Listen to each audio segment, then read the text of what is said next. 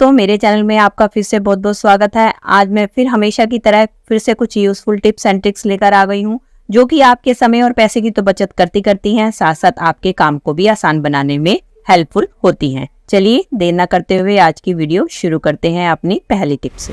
मेरी पहली टिप होने वाली है लिपस्टिक को लेके। दोस्तों, जब भी हम पार्टी फंक्शन में जाते हैं तो हम लिपस्टिक लगा कर जाते हैं, लेकिन जब हम वापस आते हैं तो हमें इसको रिमूव करना होता है। तो रिमूव करने के लिए हमें ज्यादातर रिमूवर की जरूरत होती है या हम वाइप्स का इस्तेमाल करते हैं। लेकिन कई बार क्या होता है, हमारे पास वो दोनों चीजें अवेलेबल नहीं होती है। तो उस टाइम पे हम अपने लिपस्टिक को कैसे रिमूव करें, क्योंकि अगर हम इसको ऐसे रिमूव करते हैं तो ये हमारे पूरे फेस के ऊपर फैल जाती है। तो उसके लिए बहुत ही आसान ट्रिक है। अगर आपको लिपस्टिक रिमूव करनी है तो आप क्या करें, आप ले अपने घर पे रखी हुई वैसलीन, जो कि अक्सर हमारे सबके घर पे होती है। आप क्या करें, वैसलीन को ले और इसके बाद अपनी लिपस्टिक के ऊपर इस तरीके से लगा दें। और इसके बाद आप ले कॉटन या कोई भी आप टिश्यू पेपर ले और टिश्यू पेपर की मदद से आप इसको रिमूव करें। तो देखेंगे आप बड़ी आसानी से लिपस्टिक जो है फोटो से रिमूव हो जाएगी बिना किसी क्लीनर के। अगर आपके पास वैसलीन नहीं है तो आप अपने घर पे रखे हुए नारियल तेल का भी इस्तेमाल कर सकते हैं। उसकी मदद से भी बहुत आसानी से आपकी लिपस्टिक जो है रिमूव हो जाती है। चलिए फ्रेंड, बढ़ते हैं अगली टिप की तरफ। मेरी अगली टिप होने वाली है तवे को लेके। अब तवे के ऊपर मैं डालने वाली हूँ पाउडर। अब मैंने डाल दिया है तवे के ऊपर पाउडर। अब हमें क्या दूसरी चीज लेनी है, थोड़ा सा विनेगर। अब इसके अंदर हम डाल देंगे एक ढक्कन विनेगर। और दोस्तों, मैंने नीचे गैस की फ्लेम को ऑन कर रखा है। ढक्कन विनेगर डालने के बाद अब हम इसके अंदर डालेंगे थोड़ा सा पानी। अब आप ये सोच रहे होंगे मैं इसका क्या कर रही हूँ। अक्सर दोस्तों हम अपने नॉनस्टिक तवे का इस्तेमाल करते हैं, जो इसके अंदर हम अब तरह तरह के खाना बनाते हैं, जैसे डोसा हो गया, चीला हो गया, आमलेट वगैरह हो गया, जिसके कारण हमारा ये तवा जो है एकदम चिकना और बिल्कुल खराब हो जाता है। क्योंकि इस तवे को हम अपने किसी भी जूने के साथ या किसी पत्थर से भी नहीं रगड़ सकते हैं कि हम इसको क्लीन कर ले। तो आप क्या कर सकते हैं, जो मेथड मैं आपको बता रही हूँ इसकी मदद से आप अपने तवे को क्लीन करेंगे तो आप देखेंगे कि आपका तवा जो है मिनटों में क्लीन हो जाएगा। इसके बाद अब मैंने क्या ले लिया है, अब मैंने लिया एक फोक और इसके अंदर मैंने ये जो नींबू का छिलका है उसको डाल दिया है। अब हम क्या करेंगे, अपने सारे तवे को इस नींबू की मदद से इस तरीके से क्लीन करेंगे।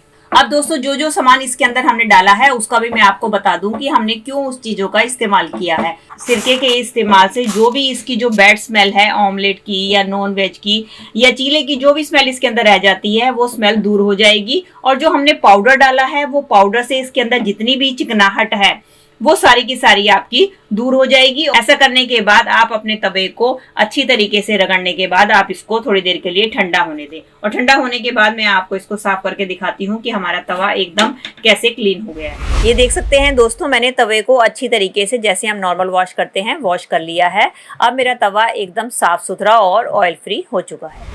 चलिए फ्रेंड, बढ़ते हैं अगली टिप की तरफ। मेरी अगली टिप होने वाली है टाई को लेके। दोस्तों, टाई का इस्तेमाल तो हमारे घर में जेंट्स लोग करते ही हैं, लेकिन टाई यूज करने के बाद हम क्या करते हैं, अक्सर इसको अपनी अलमीरा में ऐसे ही टांग कर रख देते हैं या हम इसको इस तरीके से फोल्ड कर रख देते हैं। तो आज मैं इसका बहुत ही बढ़िया यूज आपको बताने वाली हूँ कि जिससे कि आपके दो काम हो जाएंगे। एक तो आपकी टाई भी ऑर्गेनाइज हो जाएगी और साथ साथ ये आपका एक ऑर्गेनाइजर भी बनकर तैयार हो जाएगा। उसके लिए आपने क्या करना है, उसके लिए आपने जहां भी आप इसको हैंग करके रखती हैं अपनी टाई को आप हैंग करके रख दीजिए। और उसके बाद आप इसके ऊपर अपने जितने भी क्लचर हैं या बैक क्लिप्स हैं, आपकी हेयर पिन्स हैं, सब आप इनके ऊपर ऑर्गेनाइज करके रख सकती हैं। इसके साथ आपके दो काम होंगे। इससे एक तो आपकी टाई ऑर्गेनाइज हो जाएगी और साथ ही साथ ये आपके एक ऑर्गेनाइजर का भी काम हो जाएगा। इस तरीके से आप अपने घर को तो ऑर्गेनाइज कर सकते हैं, साथ साथ अपने स्पेस और पैसे को भी बचा सकते हैं। चलिए फ्रेंड, बढ़ते हैं अगली टिप की तरफ। मेरी अगली टिप होने वाली है इस तरीके के टोकरी को लेकर। इसका इस्तेमाल ज्यादातर हम वेजिटेबल्स को वॉश करने के लिए या कटिंग करने के लिए यूज करते हैं, लेकिन ये टोकरी हमारे और भी बहुत कामों में यूज हो सकती है। चलिए मैं बताती हूँ कि आप इसका कैसे इस्तेमाल कर सकते हैं। दोस्तों, कई बार हमारे बच्चे जो है स्टडी टेबल पे ना पढ़कर बेड के ऊपर पढ़ते हैं, तो वो क्या करते हैं कि अपनी बुक्स को इधर उधर बेड पे सारा फैला देते हैं, जिसके कारण देखने में बहुत ही क्लटर क्रिएट होता है और देखने में भी अच्छा नहीं लगता। तो आप इसको, इन बुक्स को भी ऑर्गेनाइज करने के लिए इस बास्केट का यूज कर सकते हैं। तो आप इसके अंदर अपनी जितनी भी बुक्स हैं उसको बहुत ही आसानी से इस तरीके से ऑर्गेनाइज करके रख सकते हैं। चलिए फ्रेंड्स, नेक्स्ट आइडिया में देख लेते हैं इसको हम कैसे इस्तेमाल कर सकते हैं। इसके लिए मैंने ले ली है इस तरीके से स्टिक्स। आप अपने घर पे कोई भी स्टिक पड़ी है उसका आप इस्तेमाल कर सकते हैं। तो अब मैं क्या करूंगी, इन स्टिक्स को मैं इसके होल्स में इस तरीके से लगा दूंगी। ये देख सकते हैं दोस्तों, मैंने इसके अंदर स्टिक्स को लगा दिया है। आप सारी स्टिक को लगा सकते हैं, लेकिन मैंने सिर्फ यहाँ पे ये 3 स्टिक का ही यूज किया है। अब इसका इस्तेमाल हम कैसे करेंगे?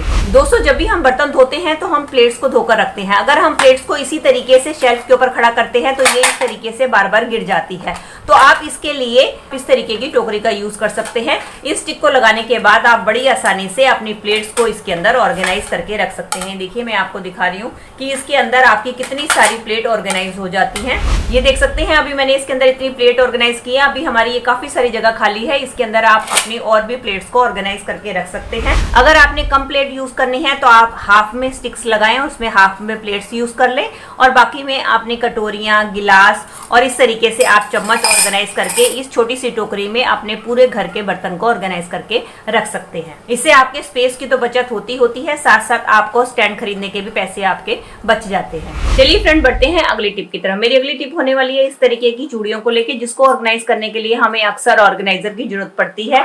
नहीं तो हम इस तरीके की डिब्बी में अपनी चूड़ियों को ऑर्गेनाइज करके रखते हैं, लेकिन क्या होता है, ये डिब्बी गत्ते की होने की वजह से टूट जाती है, जिसके कारण हमारी चूड़ियां इसी तरीके से बिखरी रहती हैं, जो कि हमारा स्पेस तो काफी घेरती हैं और देखने में भी अच्छी नहीं लगती हैं।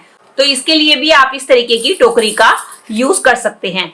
इसमें आप चूड़ियों को कैसे ऑर्गेनाइज करेंगे, चलिए मैं आपको दिखाती हूँ। इसके लिए मैंने फिर से वो पहले वाली स्टिक्स ले ली है जिसको मैंने पहले यूज किया था। अब हम क्या करेंगे, अपनी इन चूड़ियों को जो भी आपने ऑर्गेनाइज करके रखनी है आप इसके अंदर डाल दें। ये देखिए, अभी तो मैं रफली आपको डाल के दिखा रही हूँ। आपने जैसे भी सेट बनाना है उस तरीके से आप इसके अंदर चूड़ियों को डाल लें और इसके बाद आप अपने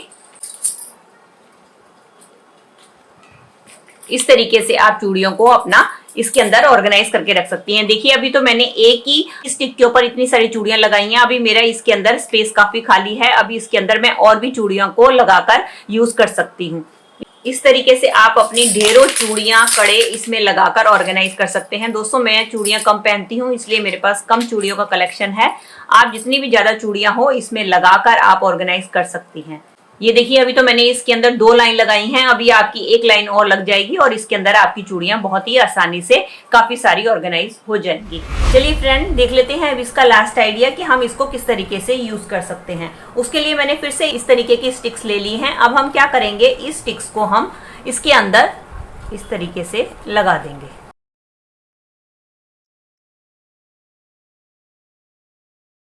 इस तरीके से मैंने हॉरिजॉन्टली लगा दिया है। अब हम इसको वर्टिकली इन स्टिक्स को लगा देंगे।